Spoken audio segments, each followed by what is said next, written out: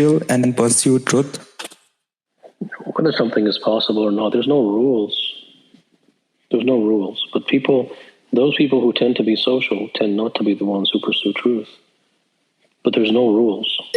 Why is it that in spite of so many people always listening to this thought that wasting 30 to 40 years, 50 years of your life, and then it feels more than a slap in our face, people, at least besides, like in close proximity to us, many people don't really find pursuing meditation or alternate means to introspection or discovering oneself.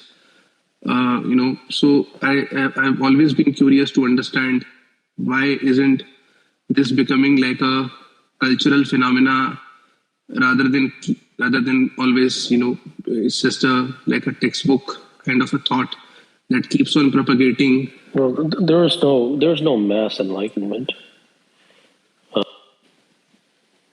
Every human being is entirely brainwashed and conditioned by society.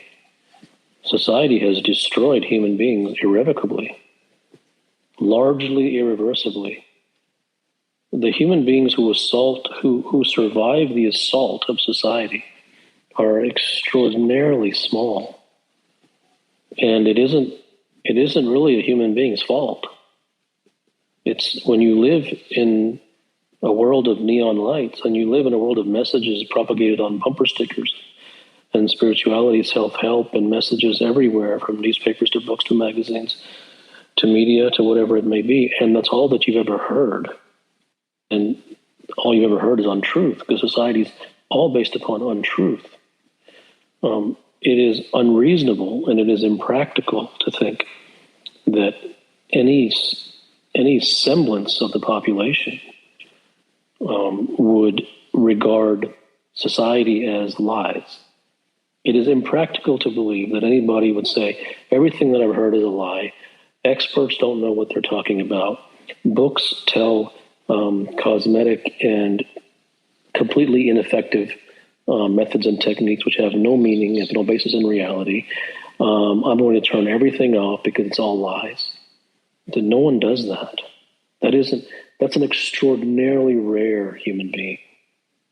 And those aren't walking around on the street in any large numbers.